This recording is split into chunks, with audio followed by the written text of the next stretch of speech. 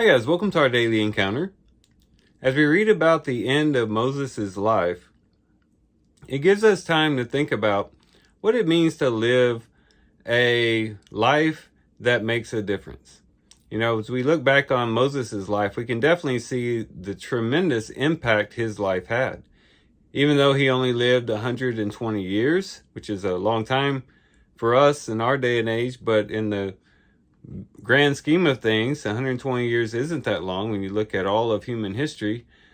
Even though he lived only 120 years, Moses made an extreme impact on the human race. And he made such a big impact that it's being felt even today. And Moses was just one who lived a good life. And it's a life that he could look back on and be satisfied. And as we think about that, we could say, you know what? We should want the same thing. We should want to come to the end of our lives and be able to look back and be satisfied with life and to say that my life made a difference.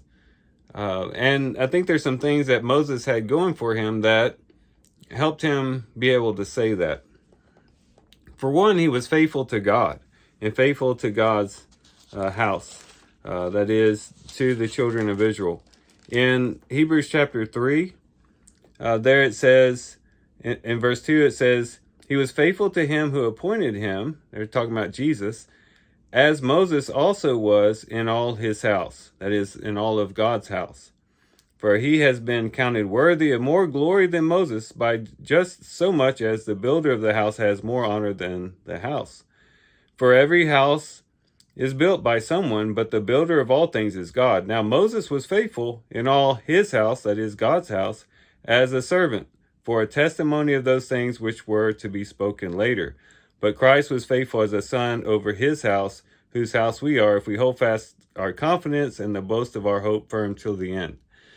And so there, even though there's a comparison made with Jesus, and of course anyone compared to Jesus is going to seem as lesser, and that's the point of the Hebrew writer, Moses was still faithful. He was faithful over God's house. He wasn't really faithful over his own house. The house didn't belong to Moses, but he was still faithful to the house of God. The difference is that Jesus was faithful as a son over his own house. And that's the comparison that the Hebrew writer is making. But still, he makes the point that Moses was faithful. He was faithful to the duties that were assigned him as he led those millions of people through the wilderness, led the children of Israel through that difficult season, and set them up for success there as they stood opposite Jericho. And so we can see that a life that makes a difference is one that is faithful to God and faithful to his people. And that's really the starting point. We might accomplish a lot of things. We might accomplish a lot of awards. We might be looked up to by our peers. We might even make a lot of money. But if we haven't been faithful to the Lord, then our lives have fallen short. It hasn't gone as far as it ought to. And faithfulness is the starting point. But then the Hebrew writer also talks about Moses' life and his approach to life in Hebrews chapter 11, where he says in verse 24, starting in verse 24, by faith Moses, when he had grown up, refused to be called the son of Pharaoh's daughter, choosing rather to endure ill treatment with the people of God than to enjoy the passing pleasures of sin, considering the reproach of Christ greater riches than the treasures of Egypt, for he was looking to the reward. By faith he left Egypt, not fearing the wrath of the king, for he endured as seeing him who is unseen. By faith he kept the Passover and the sprinkling of the blood, so that he who destroyed the firstborn would not touch him. By faith they passed through the Red Sea as though they were passing through dry land, and the Egyptians, when they attempted it, were drowned. So there we see that Moses was willing to trade all the splendor of Egypt and all the pleasures and all the comforts that would come from being connected to Pharaoh there, having been taken in by Pharaoh's daughter. He could have just lived it up. He could have just lived his life sitting on his couch, eating grapes, enjoying life. And yes, it would have been a more pleasurable life, a more comfortable life, but it would not have been a life with such impact as the life that he did live was. He was willing to suffer, and he was willing to put aside his own comfort for the benefit of others. And that is a good ingredient for having a life that is impactful and that makes a difference.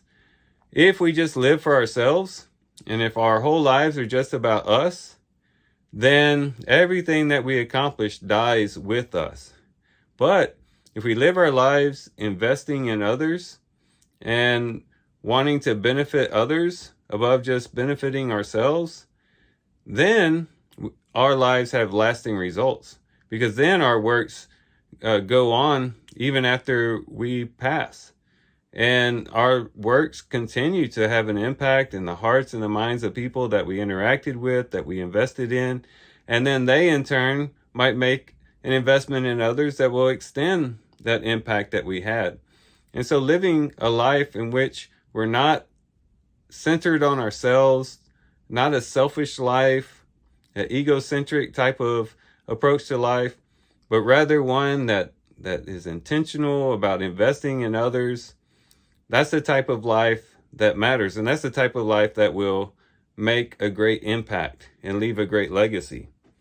And so these few things and several more could be said of Moses' life. And hopefully, even if we could just get these few things that were mentioned going in our lives, we could increase all the more the difference that we're making, the impact that we're making on the human race as we live here in our short little space, our short little time frame that we live.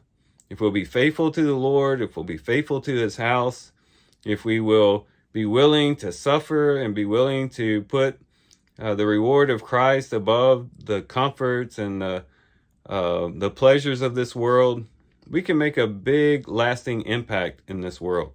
And we can leave the world knowing that we made a difference, and knowing that our life was one that left a big impact on others and left a great legacy. So let's be inspired by Moses today as we do our reading. And with that, guys, I do thank you for watching the video today. Hope you guys have a great day. Love you guys. God bless.